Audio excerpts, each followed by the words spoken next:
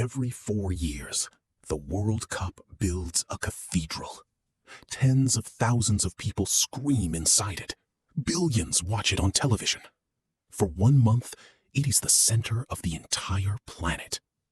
And then, the tournament ends. The cameras leave. The fans go home. And in some of the most expensive, most ambitious stadiums ever built for football, silence. Some of these stadiums were demolished with 700 kilos of explosives. One sat empty for years before someone suggested turning it into a prison. Another was built in the middle of the Amazon rainforest, where football was never really played to begin with. This is the story of 4 World Cup stadiums, what they cost, why they failed, and what happened to them after the world stopped watching. Let's start in Turin, Italy, in the late 1980s. The city's old stadium, the Stadio Comunale, had been standing since the 1930s. It was small, it was aging, and Italy had just been awarded the 1990 World Cup. FIFA wanted modern arenas. So the city of Turin decided to build something completely new, a stadium that would represent the future of football. They called it the Stadio delle Alpi, the Stadium of the Alps, named after the mountain range visible in the distance. Construction began in 1988. Using prefabricated concrete sections, the entire stadium was built in under 2 years, a genuinely impressive engineering achievement for the time. It opened on May 31st, 1990, with a friendly match between a combined Juventus Torino team and FC Porto. Final score? 4-3. A massive crowd showed up. For one night, everything about the new stadium seemed to work. The stadium held just over 69,000 people. It cost around 200 million euros in today's terms. It hosted matches for the 1990 World Cup, including games involving the eventual champions. By every measure, it should have been a triumph. It became one of the biggest disasters in modern stadium history. Here's why. The architects had designed Stadio delle Alpi to host both football and athletics. To do that, they built a running track that circled the entire pitch, which meant the fans in the stands were now sitting much further back from the action than in a normal football stadium. Anyone who has been to a stadium with a track around the pitch knows the feeling. You're watching football from a distance, through a kind of dead zone. The atmosphere that makes football special, noise, proximity, intensity, was engineered out of the building by accident. And here's the irony. That athletics track was never even used for a single major athletics event. It existed purely to kill the atmosphere, and it didn't even serve its intended purpose. Attendance collapsed. Juventus, one of the most successful and popular clubs in the world, was drawing average crowds in the 26,000 range in a stadium built for 69,000. Torino's numbers were even worse, at one point closer to 9,000 fans in that same enormous bowl. The low point came during a Coppa Italia match between Juventus and Sampdoria. Attendance that night? 237 people in a stadium built for 69,000. Through the 1990s and into the 2000s, both Turin clubs grew to resent the stadium. It was expensive to rent, it was disconnected from the city center, and it simply didn't work as a football venue. In 2006, both Juventus and Torino gave up and moved back to the old Stadio Comunale, which had been renovated in the meantime. Stadio delle Alpi was now empty, permanently. In 2002, Juventus bought the stadium outright for a fraction of what it cost to build, about 25 million euros, against an original construction cost of roughly 200 million. Their plan? Tear it down completely and build something new in its place. Demolition began in 2008. By 2009, Stadio delle Alpi, opened with such fanfare in 1990, was gone. Total lifespan? 19 years. Total years actually used for football? 16. In its place rose what is now called the Allianz Stadium. Smaller, football-specific, no running track, fans close to the pitch. Everything Stadio delle Alpi got wrong, the new stadium got right. It remains Juventus's home today. Stadio delle Alpi is the story of an engineering mistake. A stadium built for the wrong sport, in the wrong place, that nobody truly wanted. But not every stadium on this list failed because of bad design. Some failed because of something much darker.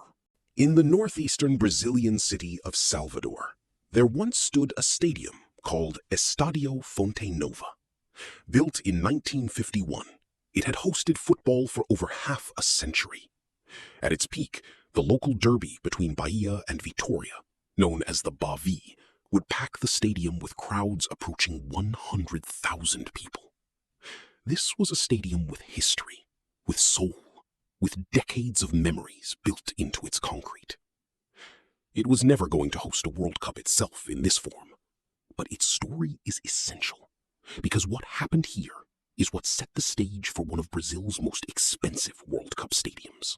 On November 25, 2007, during a match between Bahia and Vila Nova, the home crowd celebrated wildly after their team secured promotion. Fans jumped up and down in the stands in celebration. Then, the stands gave way beneath them. A section of the upper terraces collapsed. People fell roughly 15 meters. 7 people died. Dozens more were injured. What makes this even more disturbing? Just 1 month earlier, a survey of Brazilian stadiums conducted by a National Association of Architects and Engineers had specifically flagged Fonte Nova's stands as being in ruins. The warning existed. It wasn't acted on in time. The stadium was immediately and permanently closed. The very next day, the governor of Bahia announced it would be demolished entirely. But the demolition didn't actually begin until 2010, 3 years later. When it finally happened, the lower sections were taken down with heavy machinery, while the rest of the structure was destroyed using over 700 kilograms of explosives. A stadium that had stood for nearly 60 years, that had hosted matches in front of 6-figure crowds, was reduced to rubble in a matter of seconds. In its place, Brazil built a brand new stadium for the 2014 World Cup, the Arena Fonte Nova. Smaller than its predecessor, at around 50,000 seats, but modern and built with the tragedy of 2007 as a constant, unspoken backdrop. This new arena went on to host one of the most stunning results of the entire 2014 World Cup. The defending champions, Spain, were destroyed 5-1 by the Netherlands inside these walls. A symbolic moment, a brand new building, born from disaster, hosting one of the great shocks in tournament history. But even the new arena wasn't free of trouble. In 2013, just before the Confederations Cup, part of its roof partially collapsed after a buildup of rainwater. No serious injuries this time, but a reminder that the ghosts of the old stadium's failures hadn't fully disappeared. Fonte Nova's story is about tragedy forcing change.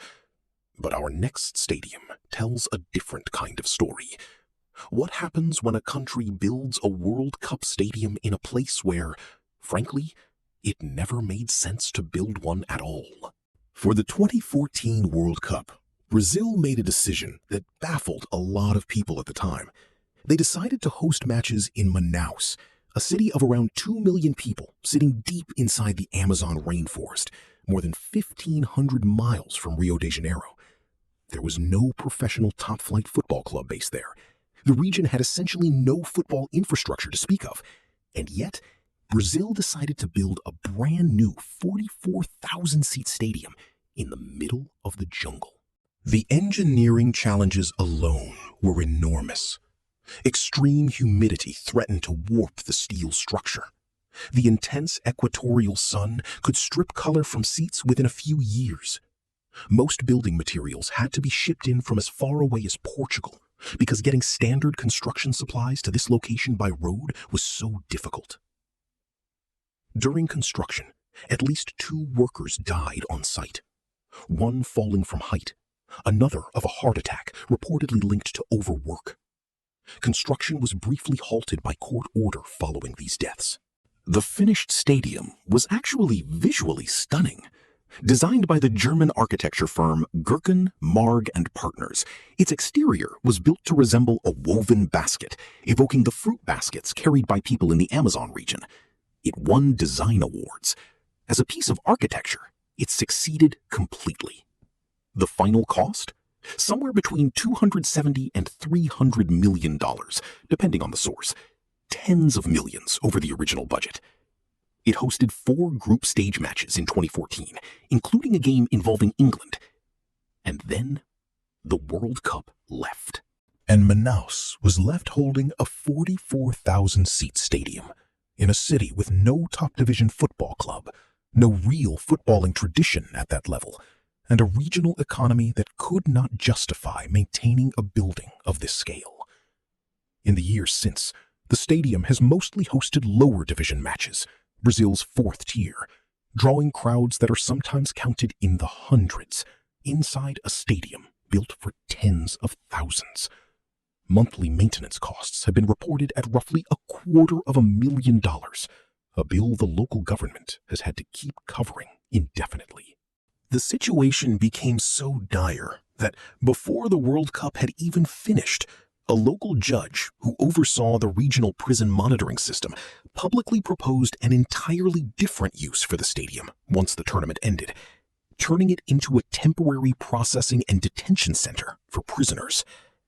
That proposal didn't ultimately happen.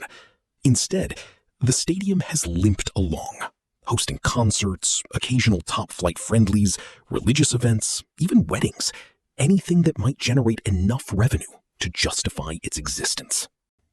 Arena da Amazônia still stands. It hasn't been demolished like Stadio delle Alpi or the old Fonte Nova, but in many ways, that makes it an even stranger kind of ghost. A fully intact, architecturally award-winning building that the world built, used for exactly 4 football matches, and then largely walked away from. Brazil isn't alone in building stadiums the world would abandon almost immediately after the final whistle. 4 years after Brazil's tournament, on the other side of the planet, Russia built something even stranger. When Russia was preparing to host the 2018 World Cup, FIFA required at least one stadium in a smaller regional city to spread the tournament beyond just Moscow and St. Petersburg. Russia picked Saransk, a city of around 300,000 people, capital of the small region of Mordovia that had essentially no international profile in football whatsoever. Ground was actually broken on a new stadium project here back in 2010, years before Russia had even been awarded the World Cup as part of unrelated regional celebrations. But the project stalled almost immediately and sat abandoned for years. It was only revived once Saransk was confirmed as a World Cup host city, and even then, the design had to be significantly reworked, expanding capacity from an originally planned 28,000 seats up to over 44,000, just to meet FIFA's minimum requirements. The finished arena, Mordovia Arena, was designed around imagery of the sun, drawing on Mordvin cultural symbolism, with a distinctive bright orange seating bowl. It cost approximately $300 million. During the 2018 World Cup itself, the stadium did its job. It hosted group stage matches, the crowds came, and by most accounts, the tournament as a whole, widely praised by both FIFA and international fans, went smoothly. Then the tournament ended, and reality set back in. The stadium's intended long-term tenant was FC Mordovia Saransk, a club that had played in Russia's top flight at points, but existed on a budget nowhere close to what was needed to sustain a 44,000-seat stadium. By August 2020, just 2 years after the World Cup, the club went bankrupt and lost its professional status entirely. That made Saransk the only one of Russia's 11 2018 World Cup host cities left without any professional football club at all. In the years that followed, multiple lower-tier and even relocated clubs tried using the stadium as a temporary home, including a club from a city nearly 200 miles away, essentially using Mordovia Arena because no better option existed nearby. None of these arrangements lasted. At one stretch, a newly formed local club's home matches were drawing crowds of fewer than 250 fans in a stadium designed to hold 44,000. That's roughly half of 1% capacity.